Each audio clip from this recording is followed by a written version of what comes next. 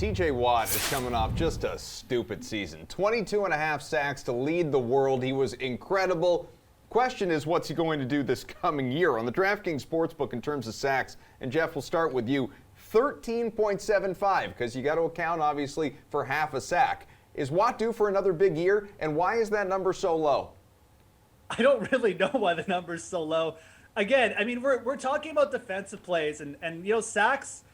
Again, like, you can get credited for half sacks. You know, it's very easy to just like lose a sack because your teammate is there just like milliseconds before you. I also point out that the Steelers added Myles Jack, a guy who could certainly just be used to bring a little bit more pressure this year, and will probably take away from TJ Watt's total. And let's not forget, like, Cam Hayward is still a part of this defensive line too. I don't know. I mean, I look at this number, and like, sacks isn't something I go out and bet a lot.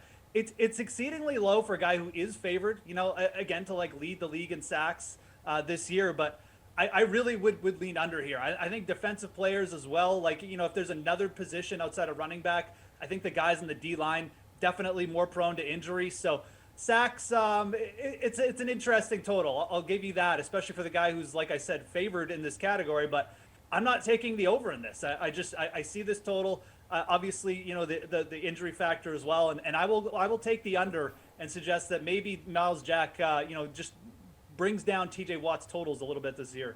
All that said, Pierce, Watt has cleared this total the last 3 years. I believe that the Steelers upgrading their defense is just going to make his life easier. The offenses are going to have to worry about Myles Jack at 26 years old, which, you know, compared to Ezekiel Elliott at 27 for a running back, that's a grandpa, Jeff. Come on now. Myles Jack at 26, that's still a young linebacker who should be primed for a big bounce-back season now that he's out of America's team at Jacksonville and surrounded by some talent and a good coaching staff. You also have Devin Bush, who's a first-round pick a couple years ago. He hasn't lived up to expectations. He could be ready for a breakout year. Witherspoon at cornerback. They also added Levi Wallace. They've really upgraded this defense a lot. I don't think that's going to take stats away from TJ Watt. I think it's just going to make him even that much better of a player. Jules? Yeah, you see the 22 and a half last year, and then it comes back out at 13.75. It's so far off. I have to take the under. We're going to throw that 22 and a half out and look, and he's been right around it, like you said, Kaufman, the last few years. 14, 15, 13. He's right in the neighborhood, and he probably will be again this year. So I'm just going to be a little contrarian given how high the number was last year. It's almost similar to the J.C. Jackson prop. You see it and scratch your head and think, huh. But obviously the injuries could come into play. His brother had all these dominant seasons and then completely fell apart due to injuries. You know, not to wish that on him. Maybe that runs in the family. And then we're grasping at straws here.